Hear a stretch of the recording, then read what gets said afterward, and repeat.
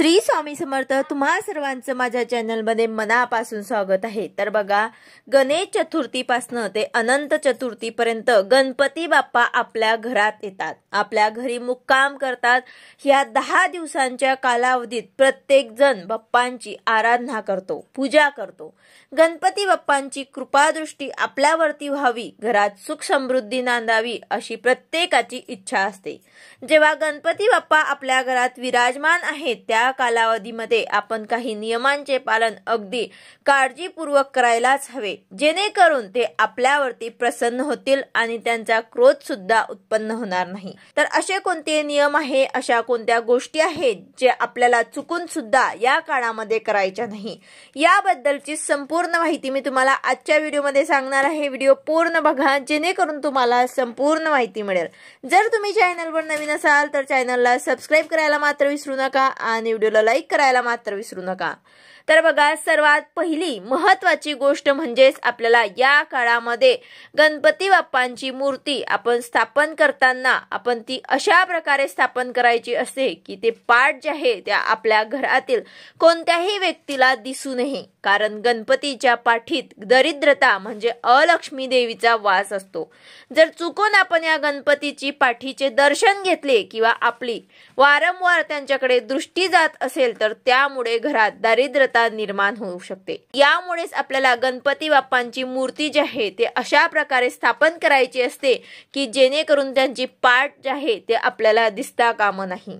त्यानंतर आता दुसरी गोष्ट आहे की या 10 दिवसांच्या कालावधीत आपण गणपती बाप्पांची आरती ओवाळताना आपण काळ्या किंवा निळ्या रंगाचा वापर करू नका।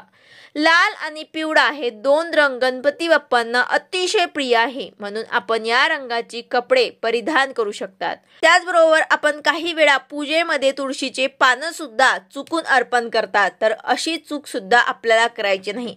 गणपती बाप्पांना तुळशीची पानं जी आहे ते अर्पण केली जात नाही।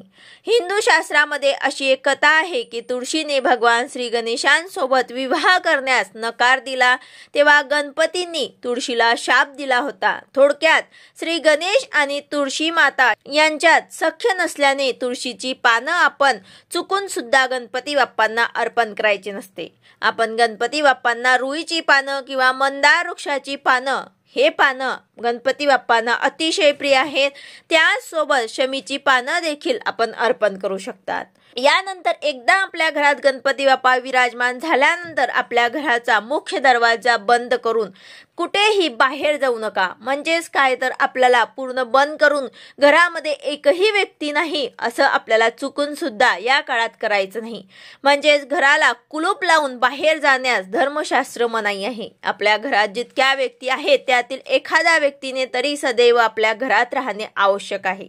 त्यानंतर आपण गणपती बाप्पांची पूजा आपण या 10 दिवसात करत आहोत, तर या 10 दिवसात आपण कोणत्याही प्रकारचे मांसाहार घरात शिजवू पण नका आणि तसेच घराच्या बाहेर सुद्धा कोणत्याही व्यक्तीने या काळात खाऊ सुद्धा नका। आपले जे जेवण आहेत सात्विक असावे, कोणत्याही प्रकारची व्यसनं आपण या 10 दिवसांच्या कालावधीत करू नका। खोटे बोलणे, घरात वादविवाद करणे ह्या गोष्टी गणपती बाप्पांना क्रोधित करतात, म्हणून या दिवसात आपण चुकूनही भांडणं करू नका। अनेक जर या दिवसात लसूण आणि कांदा देखील खात नाही। जर तुम्हाला शक्य झाले तर नक्कीच हा नियम सुद्धा तुम्ही पाळू शकतात। अनेक जण घरात जे काही शिजवले जाते त्याचा पहिला भोग गणपती बाप्पांना नैवेद्य म्हणून दाखवतात, त्यानंतर त्यांचे सेवन करतात। आपण देखील या नियमांचे पालन आवर्जून करू शकतात। या 10 दिवसांच्या कालावधीत आपण सातत्याने सकारात्मक गोष्टींचा विचार करायला हवा। कोणत्याही प्रकारे वाईट बोलणे, शिव्या देणे या गोष्टी टाळायच्या आहे। मन शांत ठेवावे, गणपती बाप्पांचे ध्यान करायचे आहे। तर हे काही नियम आहे जे आपल्याला आवर्जून या काळामध्ये नक्कीच पाळायचे आहे, जेणेकरून आपल्यावर ते गणपती बाप्पा प्रसन्न होतील आणि आपल्या घरामध्ये सुख शांती आणि समृद्धी नांदेल। जे काही अडचणी असतील ते गणपती बाप्पा नक्कीच दूर करतील। तर अशा प्रकारे ही काही कामं आहेत जी आपल्याला या काळामध्ये नक्कीच टाळायची आहे। व्हिडिओ आवडला असेल तर लाईक करा, शेअर करा, सबस्क्राइब करा। भेटूया अशाच नवीन व्हिडिओ सोबत। श्री स्वामी समर्थ।